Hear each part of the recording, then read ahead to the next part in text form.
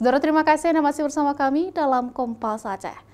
Sebagai ibu kota Provinsi Aceh, Kota Banda Aceh kini menginjak usia ke-820 tahun yang diperingati setiap tanggal 22 April.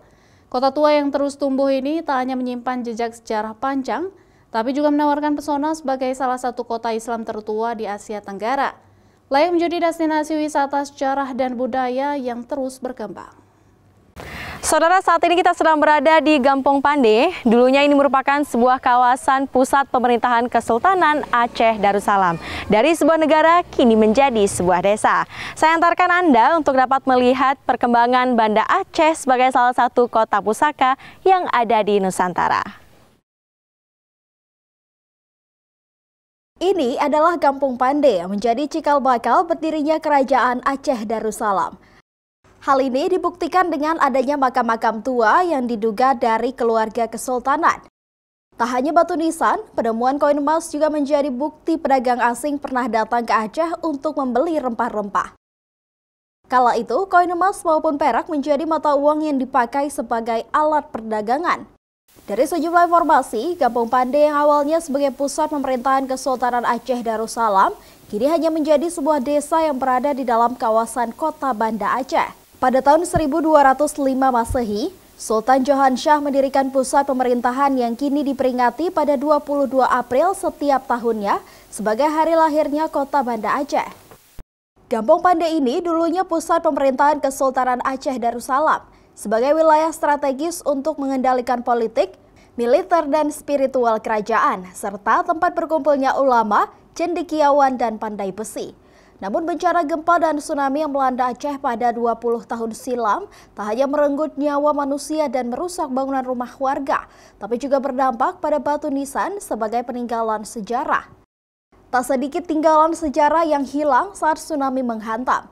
Namun tim Balai Pelestarian Kebudayaan Aceh melakukan rehabilitasi dan pemugaran sejumlah cagar budaya yang masih tersisa.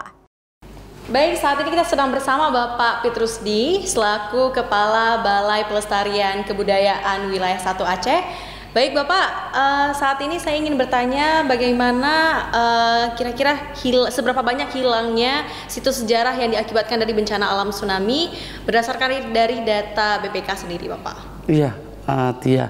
Jadi begini, terkait dengan peninggalan sejarah yang ada di Aceh terutama waktu kejadian tsunami. Jadi kan tsunami 2024 Aceh ini sektor yang berdampak di bidang kebudayaan juga cukup terasa bagi kita yang memang bergerak di bidang kebudayaan. Nah, kita juga bisa melihat ada beberapa sektor dampak dari bidang kebudayaan itu sendiri. Teman, kalau melihat dari fisik itu jelas cagar budayanya.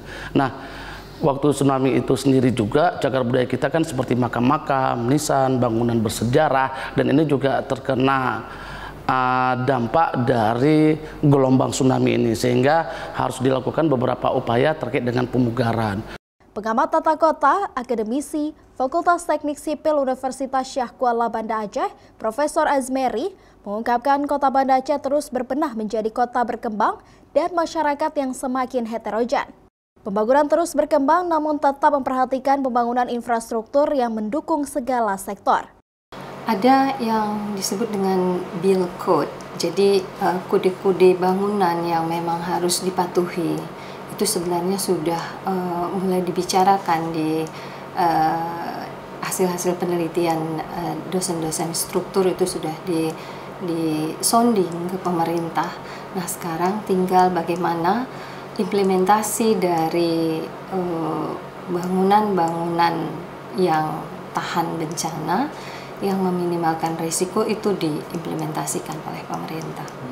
Diharapkan pembangunan kota ke depan harus memperhatikan potensi kebencanaan seperti daerah pesisir yang banyak pembangunan perumahan, jalur evakuasi bencana yang sudah mulai pudar, serta masalah-masalah lain seperti air minum dan distribusi PDAM yang harus dibenahi hingga penataan kota yang baik, penataan transportasi yang baik, serta pembangunan manusianya. Kini Banda Aceh sudah berusia 820 tahun. Sebagai bagian dari jaringan kota pusaka Indonesia, Banda Aceh diakui memiliki bangunan-bangunan tua, tata ruang kota Islam kuno hingga kearifan lokal masyarakat, sehingga ini dijadikan sebagai aset pusaka.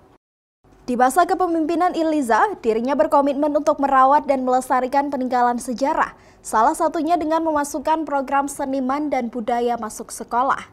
Kita punya peninggalan-peninggalan sejarah, katakanlah ada Masjid Raya Baitur Rahman, ada Butropang, ada Gunungan, apalagi peninggalan-peninggalan tsunami ya, ditambah peninggalan kolonial Belanda. Dan memang kota dikenal sebagai kota perdagangan Banda Aceh ini. Jadi maka kita harus jaga, kita lestarikan, kita masukkan program seniman dan budaya masuk sekolah. Jadi itu juga ikhtiar kita untuk melestarikan seni dan budaya Aceh, agar siapapun yang datang ke Banda Aceh masih historical, kota historik ini masih punya rasa untuk juga bisa berdampak terhadap ekonomi Banda Aceh sendiri.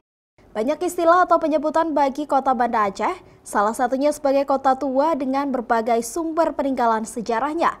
Meskipun sudah berabad-abad, eksistensi kota Banda Aceh sampai saat ini masih dikenal dimanapun. Kita membuktikan adalah sebuah sejarah dapat membawa kita adalah bangsa yang mandiri, bangsa yang kaya. Apalagi Banda Aceh ini yang sudah berumur dia berabad-abad seperti yang saya sebutkan tadi. Suatu kota peradaban, kota pusaka peradaban tertinggi di Asia. Jadi satu-satunya provinsi di Indonesia yang paling banyak peninggalan sejarah itu adalah Banda Aceh. Paling terbanyak di Indonesia ini, Provinsi Aceh paling banyak peninggalan-peninggalan dari masa lalu. Namun sayang, peninggalan tersebut tidak pernah tergantikan dengan nilai-nilai sejarah dan historis Aceh yang sangat tinggi.